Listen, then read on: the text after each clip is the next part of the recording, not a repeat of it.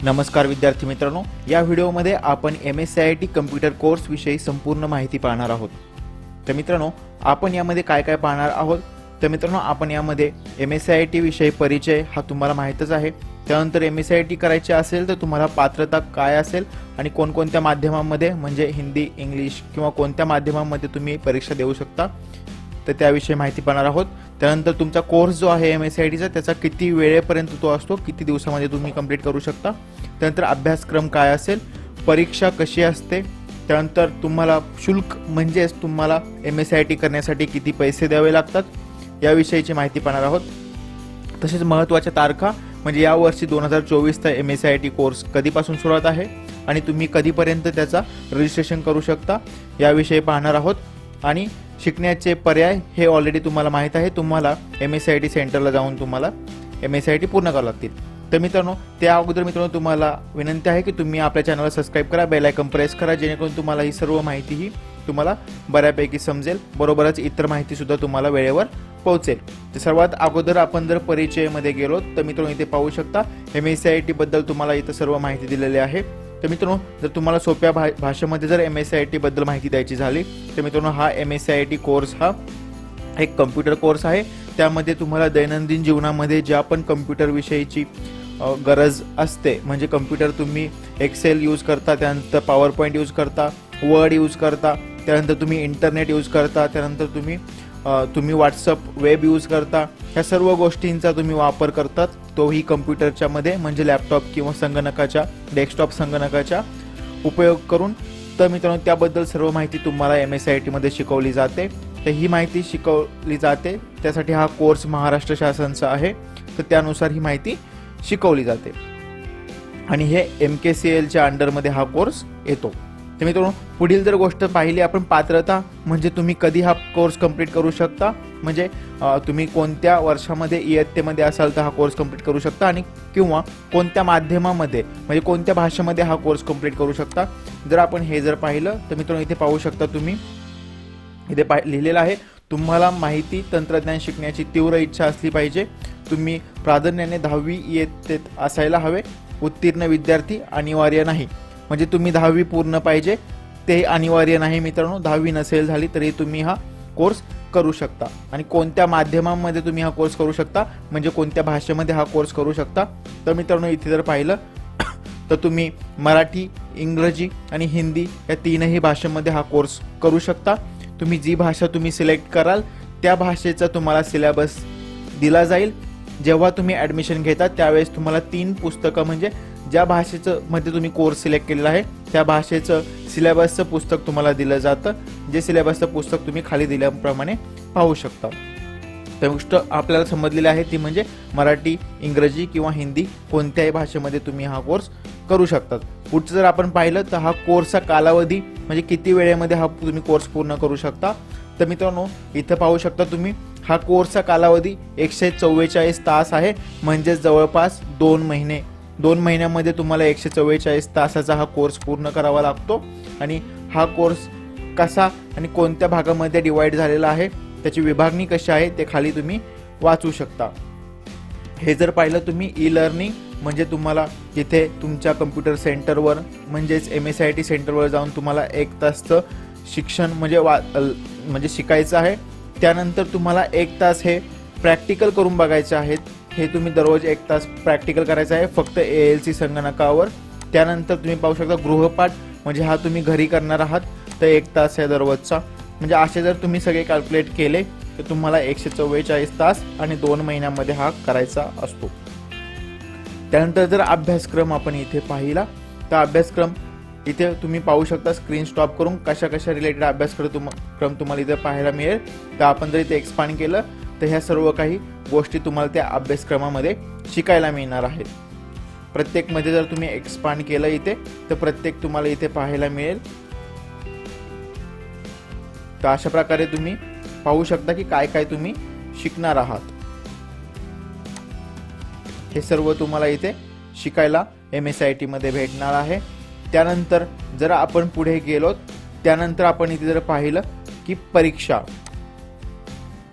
तर मित्रांनो परीक्षा ही कशी असणार आहे तर मित्रांनो इथे जर आपण पाहिलं तर तुम्हाला परीक्षेचा नमुना म्हणजे सॅम्पल परीक्षा म्हणजे सॅम्पल दिलेला आहे की तुम्ही कशा प्रकारचा असणार. परीक्षेचा वेळ हा 60 मिनिटाचा असतो. एकूण प्रश्न हे 50 असतात आणि एकूण गुण हे 50 असतात. प्रति प्रश्न गुण म्हणजे प्रत्येक प्रश्नाला हा 1 गुण असतो. परीक्षेतील सर्व प्रश्न 3 स्तरांमध्ये विभागलेले असतात. त्यामधला पहिला स्तर हा कमी कठीण पातळीचा, दुसरा स्तर हा मध्यम कठीण पातळीचा, तिसरा स्तर हा उच्च कठीण पातळीचा. त्यामध्ये आता कोणते प्रश्न किती येणार आहेत ते सुद्धा इथं दिलेलं आहे.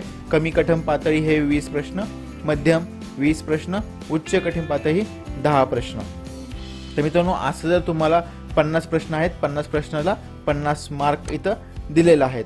आता खूप साऱ्या विद्यार्थ्यांना असं वाटेल की जर एकदा तुम्ही परीक्षा दिली त्यामध्ये जर तुम्ही फेल झाला तर तुम्हाला पूर्ण फी परत भरावी लागते का? नाही. तर मित्रांनो तुम्हाला पुनर्परीक्षा म्हणजे एकदा फेल झाल्यानंतर तुम्ही 355 रुपये भरून ही परीक्षा पुन्हा देऊ शकतात.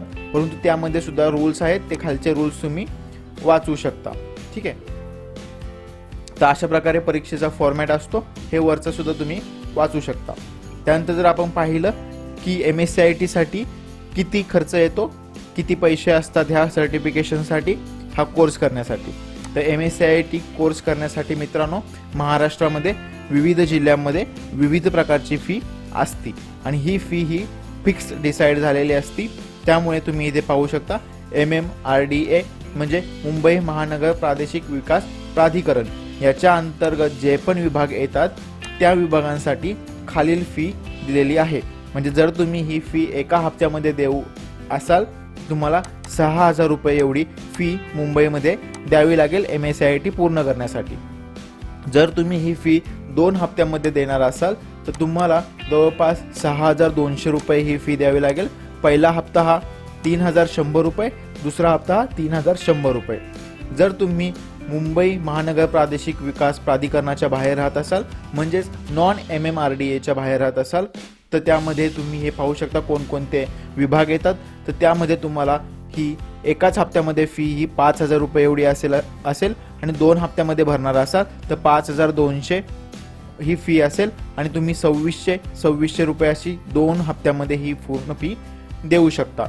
जर तुम्ही PMRDA म्हणजे इथे पाहू शकता पुणे जिल्हा क्षेत्रासाठी पुणे महानगर प्रादेशिक विकास प्राधिकरणाच्या अंतर्गत जर तुम्ही परीक्षा देत असाल, पुण्यामध्ये तुम्ही परीक्षा देत असाल तर तुम्हाला ही फी 5000 रुपये असणार. 2 हप्त्यामध्ये जर दिली तुम्हाला 2600 असे 5200 रुपये एक्स्ट्रा तुम्हाला इथे 2 हप्त्यामध्ये द्यावे लागतील. जर तुम्ही PMRDAच्या बाहेर म्हणजे नॉन PMRDA क्षेत्रामध्ये येत असाल तर मित्रांनो तुम्हाला खालील फी द्यावी लागेल, ती म्हणजे 4500 रुपये. एकदाच जर दिली तुम्ही पहिल्या हप्त्यामध्ये तर 4500 रुपये एवढी फी असेल. 2 हप्त्यामध्ये देत असाल तर 4700 रुपये, 200 रुपये तुम्हाला एक्स्ट्रा आणि प्रत्येकी हप्ता हा 2350 रुपये, 3350 रुपये एवढा तुम्हाला द्यावा लागेल. जर तुम्ही मुंबई आणि पुणे ह्या 2 विभाग सोडून जर तुम्ही परीक्षा देत असाल म्हणजे महाराष्ट्रामधील कोणत्याही जिल्ह्यामध्ये इतर तर तुम्हाला ही फी 4500 एवढी असेल. म्हणजे पहिल्या हप्त्यामध्ये जर तुम्ही फी दिली MSCITची तर 4500 रुपये एवढी फी असेल. दुसऱ्या हप्त्यामध्ये म्हणजे 2 हप्त्या करून जर तुम्ही परीक्षा दिली तर पहिल्या हप्त्याला तुम्ही 2350 रुपये, दुसरा हप्ता हा 2350 रुपये, असं 2 हप्ते मिळून तुम्हाला 4700 एवढी फी द्यावी लागते. तर ही फी तुम्हाला तुम्हाला सर्वांना समजलेली असेल.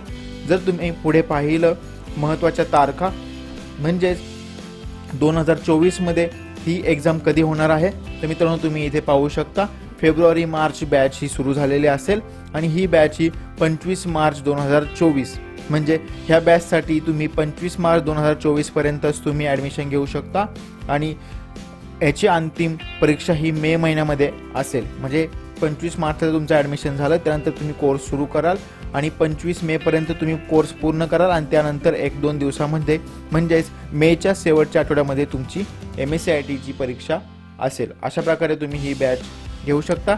आता खूप साऱ्या विद्यार्थ्यांना वाटेल की या बॅचमध्ये जर ॲडमिशन घेतलं नाही तर मित्रांनो नक्कीच पुढच्या महिन्यामध्ये सुद्धा दुसऱ्या बॅचेस MSCITच्या सुरू होतील. त्याबद्दलची माहिती सुद्धा तुम्ही जवळच्या MSCIT सेंटरमध्ये जाऊन घेऊ शकता आणि त्या बॅच तुम्ही अटेंड करू शकता. तर मित्रांनो अशा प्रकारे तुम्ही MSCIT सर्टिफिकेशन हे करू शकता. आणि तुम्हाला ही सर्व माहिती समजलीच असेल मित्रांनो. आपण या माहितीमध्ये पाहिलेलं आहे की पात्रता काय आणि कोणतं माध्यम, कोर्सचा कालावधी 2 महिने, अभ्यासक्रम आपण पाहिलेला आहे, परीक्षा आपण पाहिलेली आहे की कशी होणार, शुल्क रचना म्हणजे किती पैसे लागणार आहेत हे सुद्धा आपण इथं पाहिलेले आहे. जर तुम्हाला इतर माहिती पाहिजे असेल मित्रांनो तर खाली कमेंटमध्ये नक्कीच सांगा. आपल्या चॅनलला सबस्क्राईब करा, बेल आयकॉन प्रेस करा, जेणेकरून तुम्हाला अशीच माहिती तुम्हाला यापुढे सुद्धा मिळणार आहे. त्यामुळे तुम्ही आपल्या चॅनलला सबस्क्राईब नक्की करून ठेवा. आपण भेटूया पुढच्या व्हिडिओमध्ये.